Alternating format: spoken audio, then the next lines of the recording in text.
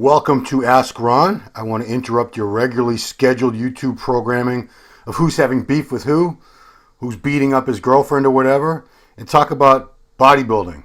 Yes, the sport of competitive bodybuilding, which is my love and passion. I competed for 24 years.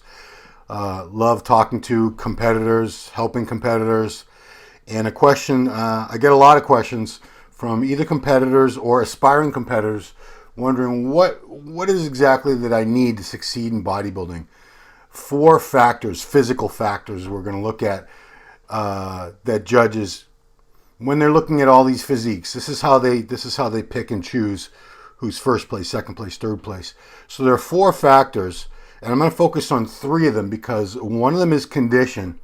And as far as I'm concerned, that's a given. You should be in shape. You should be very, very lean as possible.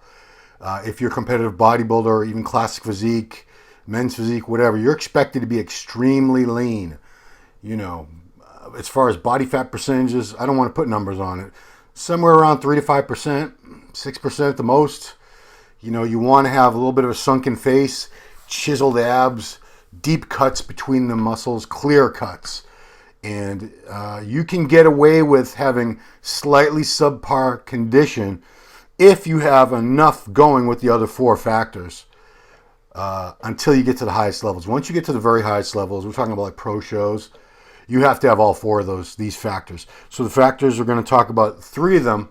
I'm going to focus on our size, shape, and when I say shape, I mean shape and structure. I'm going to lump those both together.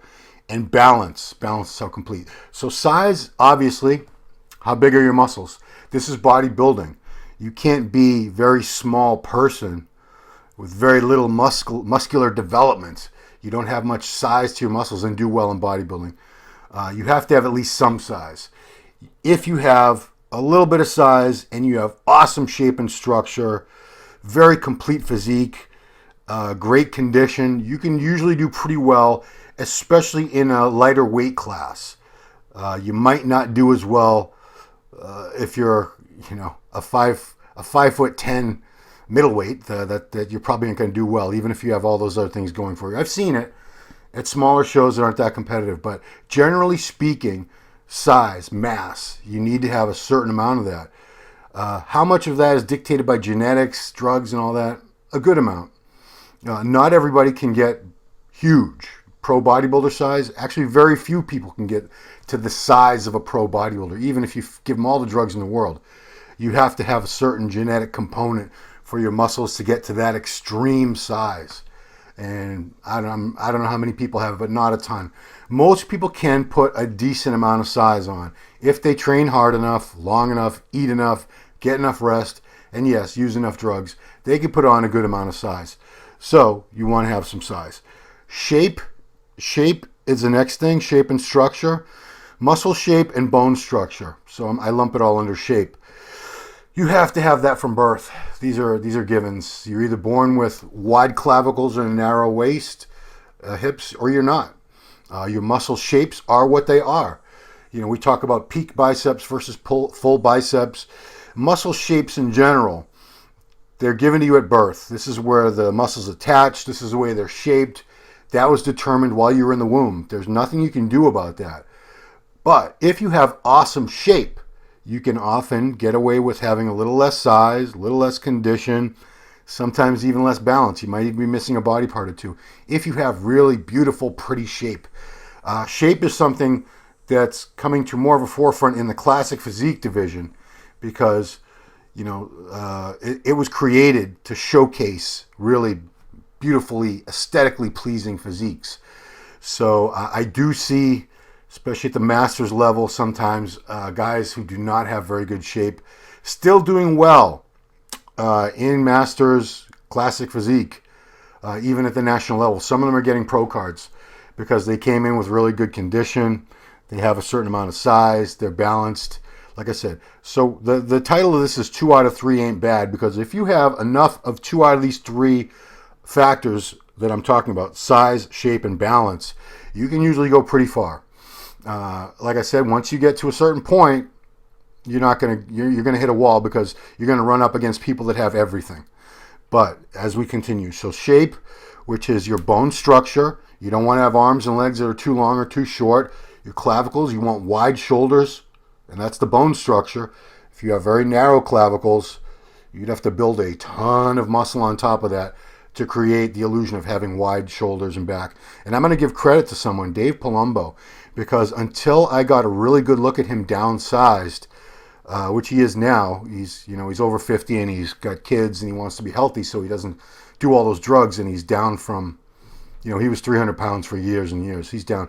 But the point I'm trying to make is I see that his clavicles are actually not very wide at all. So that tells me he built a tremendous amount of mass in the shoulders and the back to create an illusion of much more width up top. So that can be done if you build enough size. However, generally speaking, you want to have that framework in place, because that's like the framework of a house. That's what you build on, and it's immutable. It can't be changed, your bone structure. Next thing is balance. Now, this is something that you have a lot of control over. There goes my son-in-law's Mercedes AMG. You can control balance and proportion because you're in control of what's developing. You're going to have weaker body parts that don't develop as easily. Let's call them lagging body parts. And you're going to have dominant body parts that grow very, very easily. Like for me, my chest always grew very easily no matter what I did for it, as long as I trained hard. My quads always grew very easily, but I had other areas, still have areas, like my arms, much more resistant to growth. The point I'm trying to make is you want to do your best to make sure your physique is a complete physique. It's got development everywhere. Nothing is really overpowering. Nothing is really lagging. So you want a nice balance. Everything should be in proportion. Shoulders, chest, back, arms, quads, hams, calves. Everything should be developed in proportion to everything else. So you don't want to have huge upper body and small legs, or you look huge from the front, but you turn around and your back is very shallow and looks like you've never trained it. I see that all the time. You see in legs, very, very unbalanced legs. You see people with good quads, they turn to the side and their hamstrings are flat. That was my problem, because I said my quads grew very easily. My hams did not. So what I did was, instead of coming up with separate days, which is what most people do, I actually did hamstrings first on leg day for at least 5 years. It might have been more like 7 or 8 now that I think back on it. So that gave my hamstrings a chance to really catch up. And because this is such a common problem, that's why I'm going to keep talking about it for a second. The easiest solution, the solution that most people opt for in that situation is, well, I'm going to do quads on one day and hams on another day. You could do that. That'll give your hamstrings a little more chance. But at the same time, if your quads are way ahead of your hamstrings, they're just going to keep getting ahead because you're still training them fresh. So what I would recommend is what I did. Do hamstrings first on leg day. Get through all your hamstring work, your different types of leg curls, seated, standing, single leg, your Romanian deadlifts. Do all that. Then get into your quads. Your quads, if they're a strong point, they're still gonna at least maintain and probably still keep growing a little bit. But meanwhile, your hamstrings now, they're catching up, and that's what you want. If you don't have everything in proportion, front to back, side to side, top to bottom, you need to work on that, because that's in your control, just like condition is in your control. You can't control things like your muscle shape, your structure, size. You're only going to be able to reach a certain size. For some of you, that's going to be a much, much higher point than others. Some of you are going to be able to get much, much bigger than others. Some of you are never going to get as big as me. Some of you are going to get much bigger than me. It's, you never really know until you put the effort in, and it does take years. This is the hurry up, I want it now generation, because we have technology that's accustomed us to not having to wait for anything anymore. But building a really good quality physique, a physique that's going to do very well in competitive bodybuilding or classic physique, even men's physique, which takes the least amount of time of all these divisions we're talking about, still takes time.